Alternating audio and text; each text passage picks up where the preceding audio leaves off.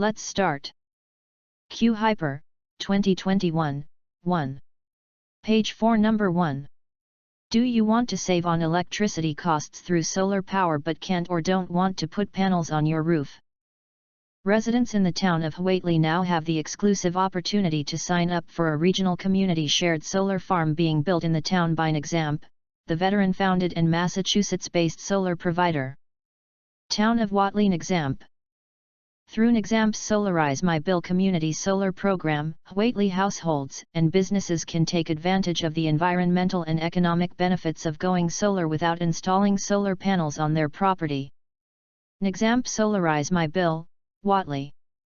By subscribing to a share of the clean electricity generated by a local community solar project, participants can directly offset their electric bill and save on electricity costs with no upfront investment or long-term commitment. To learn more about how you can save while supporting local sources of renewable energy, visit www.solarizingthebill.com or call 600-445-2124 to speak with a member of the Nexamp Community Solar Team. www.solarizingthebill.com 600-445-2124 Nexamp. Page 4 Number 2. Contemporary reading and writing practices are transforming before our eyes. Interactive reading and writing now increasingly engage us. One can read together with others remotely, commenting between the virtual lines and in the margins, reading each other's comments instantaneously, composing documents together in real time by adding words or sentences to those just composed by one's collaborators. The lines between one's own words and those of another's, let alone between whole sentences, become quickly blurred. Hyperlinking has encouraged reading not just within and then between discrete texts but much more robustly across texts, interreferencing and interweaving insights and lines of referencing. How texts relate, as a consequence, has become dramatically magnified, making visible what hitherto has been hidden largely from view. Page 5 Number 4. Hypotheses that have passed many supportive tests are often called theories. A theory is an explanation that summarizes a hypothesis or a set of hypotheses and has been supported with repeated testing. Theories have a great deal more supportive testing behind them than do hypotheses. Suppose your new hypothesis is wooden objects burn. You will find this hypothesis more satisfactory since all of the wooden objects you try will burn. You can see from this example that the hypothesis does not become what we think of as a fact but rather a tentatively accepted theory, which must undergo continuous testing and possible adjustments. Even if your theory seems successful, you might be ignoring other types of combustible materials, such as a large stack of old car tires, objects made of fabric or paper, or perhaps containers of petroleum. You can see that even though you are quite satisfied with your theory because it does the job you want it to do, you actually do not have a complete statement on all the properties that make objects burn. Page 6 Number 5. In school, students rarely learn to view disagreements among scientists as a natural part of the progress of science. Most textbooks are written as if science is a set of truths to be memorized. Teachers, especially in America, are under enormous pressure to cover a large number of unrelated science topics each year to prepare their students for accountability tests, which generally measure students' ability to recall facts. When breadth is emphasized over depth, there simply is not time to discuss how the scientific ideas came to be. There is barely time to help students grasp the meaning of the ideas themselves.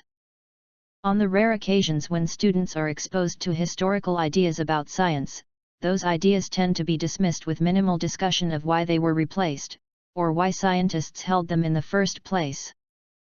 Students are left with the impression that scientists held some silly ideas in the past, but now they have them all figured out, and today's scientific theories are true.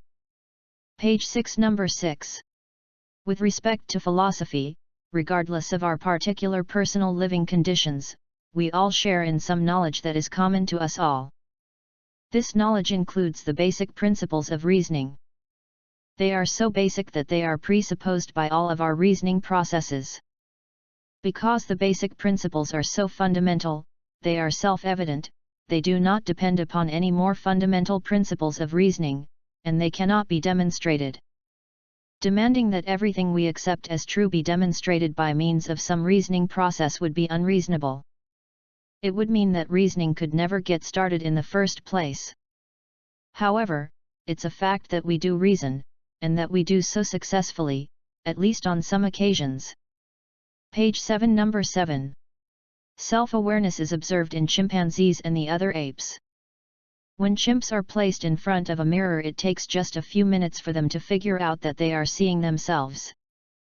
They then spend a while examining inside their mouths, the top of their head, and everywhere else they couldn't see before.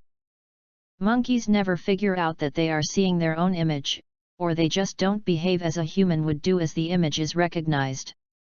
One can put a red dot on the forehead of an animal and then place that animal in front of a mirror. We then watch to see whether the animal touches the dot in the mirror or the dot on its own head. Touching the dot on its own forehead shows that the animal understands that it is seeing its own image in the mirror. A chimp will touch the dot on its own forehead. All of the ape species have been found to touch their own forehead, while every monkey species touches the dot in the mirror. Page 7, number 8. Concentrating on increasing your own content knowledge and developing the intellectual skills to use that knowledge effectively may yield great benefits. The creative cognition approach, as developed by Ronald Finke, Stephen Smith, and myself, provides an organizing framework for thinking about the interplay between knowledge and skills. Ronald Finke, Stephen Smith.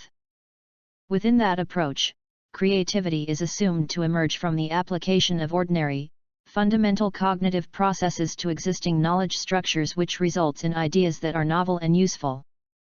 It is important to note that the processes, which are most involved in producing such ideas, are ones that are within the capabilities of most, if not all, normal people. In effect, the potential for creative thought is normative, rather than rare for humans, which is why we have made a lot of incredible innovative progress. Many species use and even modify tools, but none other than humans have manipulated and built upon their knowledge about early versions of tools to develop new ones that ultimately lead them to escape the physical bonds of our home planet. According to the creative cognition approach, the combination of knowledge and intellect leads to creativity, and we human beings exclusively use our creative capabilities productively. The end. Good job.